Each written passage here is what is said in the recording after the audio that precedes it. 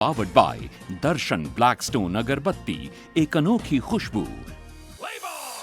फिलहाल मैं एक बहुत ही खास शख्सियत, एक पर्सनालिटी के साथ हूँ। मैंने आज सुबह आपको प्रॉमिस किया था कि मैं आपको उनसे मिलवाऊंगा जो आपको स्किल नहीं बल्कि दिमाग से तैयार करते हैं। जी हाँ, मेंटल ट्रेनर जिनको कहते हैं, और वो इस वक्त मेरे साथ है जिन्होंने इंडिया को क्रिकेट वर्ल्ड कप जिताने में भी बहुत बड़ी भूमिका अदा की थी। गैरी क्रिस्टन के साथ ये 2011 वर्ल्ड कप जिताने में, चाहे वो सचिन तेंदुलकर हो, विराट कोहली हो। अब हॉकी टीम की अगर बात करें, हरमनप्रीत, मनप्रीत, जुगराज, अब इनकी मदद कर रहे हैं और बहुत सारे इंडियन स्पोर्ट्समैन इनसे मदद लेना चाहते हैं। नाम है इनका पैडी अपटन और साउथ अफ्रीकन है और बहुत बड़े मेंटल ट्रेनर है। Thank you Paddy for the time and I want to ask you, your book says the barefoot coach but you are wearing shoes. So I either wear dress out of respect, or in theme, and I've got shoes out of respect because it's a public place. Brand loyalty भी कोई चीज होती है? Brand वही है, अब बस 3 in 1। इसमें क्या नई बात है? नई बात है नए फ्रेग्रेंसेस की। इसमें है व्हाइट लोटस की फ्रेशनेस, कश्मीरी मस्क का सीरीन मैजिक और ब्लैकस्टोन की अनोखी खुशबू, all in one box. Blackstone 3 in 1, अब एक नहीं 3 अनोखी खुशबू एक साथ। So the barefoot coach, that's what his book says. Paddy, mental training. In last 10 years or so, I have seen kids, I've seen professional players, I've seen amateur players, all talk about mental aspect. How important is it to become a champion? So the mental aspect is one of the key foundations for success at the highest level. In fact, it's probably one of the key foundations for a successful experience in any aspect of life. The principles of mental coaching sport apply equally to life.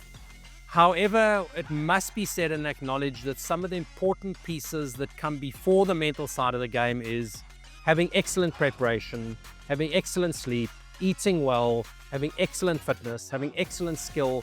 Those things are prerequisite. If you don't have those, you're not going to get to the highest level. But with all of those things in place, like this Indian hockey team, for example, they're incredibly skilled, incredibly fit. They manage themselves like professionals. When they get to the highest level, then what distinguishes or differentiates sometimes the second or third place team from the first place team is not necessarily the skill, the game plans, the fitness, but it's how do they manage themselves, how do they manage their minds, and particularly how do they manage the kind of distractions that you get in these big moments in international sport. I wanted to ask you, are Europeans mentally more stronger than the Indians when it comes to hockey? Or No, I mean, we're generalizing. I don't like generalizations, but if we can have that as a caveat, one of the general differences is your average European player is more what we would call internally referent, that they have their own compass inside of themselves. They pitch up and they play pretty much, they're internally motivated, so they play pretty much the same regardless of who the opponent is, where Indians tend to be a little bit more motivated or influenced by the outside. So a bigger game, they sometimes will play better than against a weaker team. Against the Pakistan, for example, you'll always see an Indian team play even better than they normally do because of the opposition. And sometimes the team will go 1-0 down and then they start playing excellently when they're coming from behind. When they're ahead, sometimes they don't always play exceptionally well. So there's a bit more of a variation in performance with Indian teams across the board than what you might see, for example, in a European team. But that one isn't better than the other. what are you doing with the Indian hockey team now? How do you, what's the training system? What's the first thing that you target, or what's the first thing that you do with the Indian hockey team? So I have a very holistic, people-centric approach. Okay. So I will work with the players around who they are being as people. So that's a very important body of work in life, but also in sports. And that's things like character. How do you want to be remembered one day by your fans, by your teammates, by your coaches, by your opponents, by your family, by your friends? So that's got nothing to do with hockey, really. That's more character. I work with players around their values, ask questions around ethics.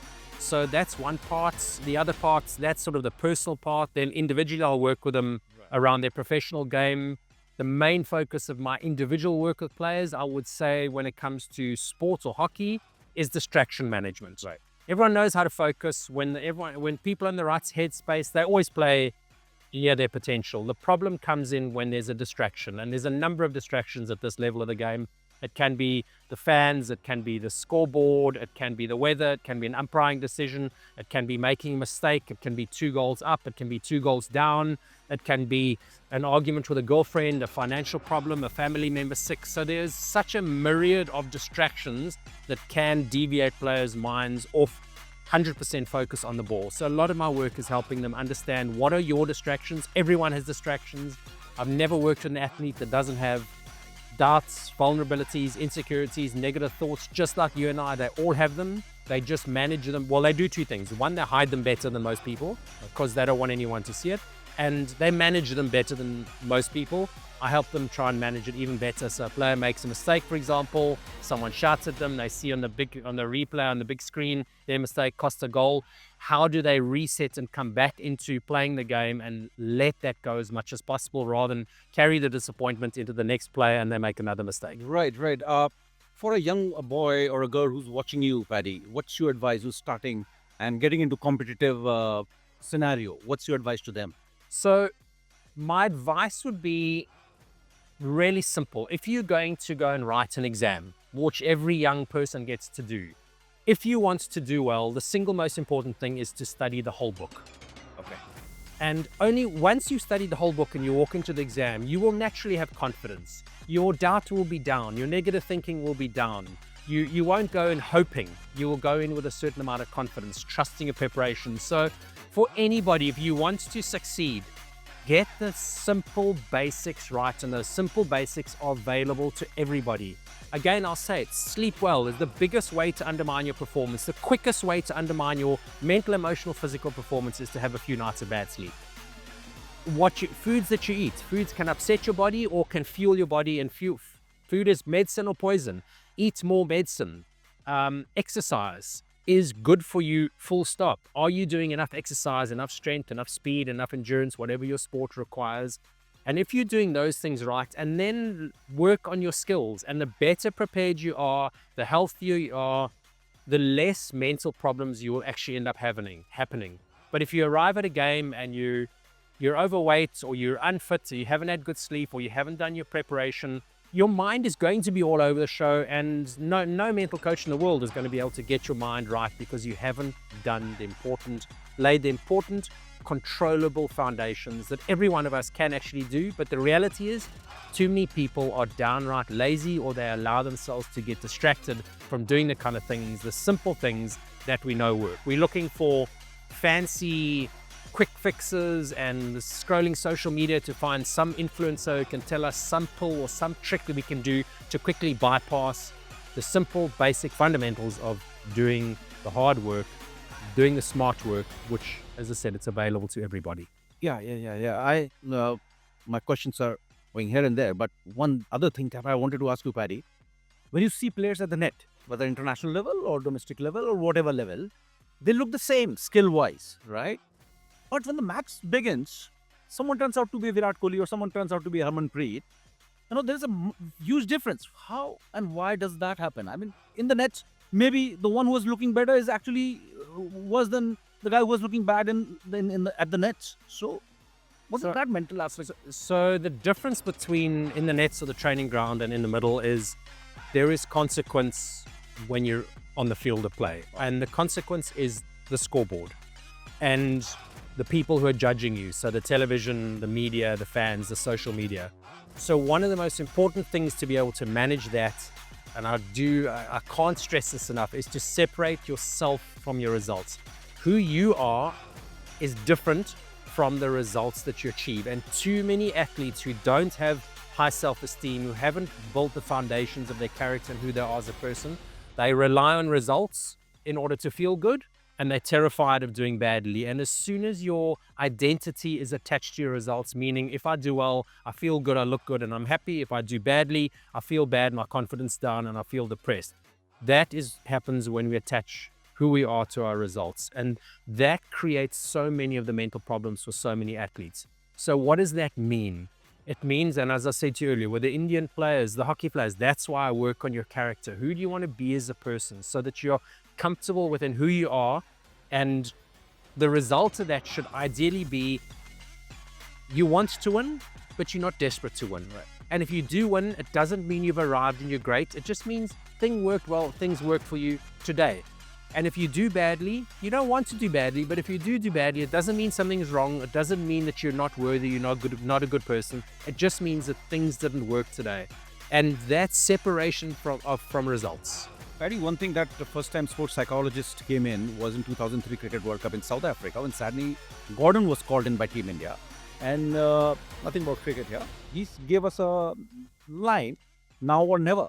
Those kind of things work with the hockey team or cricket team. You use sports psychologist, now or never. That became so famous in India. So they got charged up and the Indian team played so well. They've reached the finals. So, yeah. So the now or never is one way or one version of getting people to focus on the present moment. Right. When an athlete is in flow, when they're playing their best, they are focused in the present moment, on right now. They're not worried about what happened in the past. They're not focusing on what's going to happen in the future, because you can do nothing about the past and the future. So anything that can help you be fully present, whether it's now or never, whether it's what's important now, whether it's what's my role, whether it's focus on this play, whatever it is, anything you can do, say to yourself. That's why breathing is so popular, because if you focus on your breath, it focuses you into the present moment. Smiling is a very common thing that people do, because smiling says to your face, says to your body, everything's all right. Music is probably one of the most powerful ways. If you really listen to music, you will be fully present.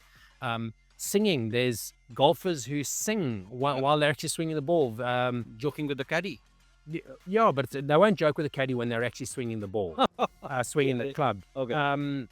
Vern Like Lefebvre, folk for singing. period of his career, he sang, and that was something that him and I worked with. Oh, okay. Because when you sing, you are fully present. So there are so many different tips and tricks and tools and ways to, when your mind is distracted, to bring it back into the present moment. Paddy, any amount of time is really short with you, and of course 15-16 minutes are nothing.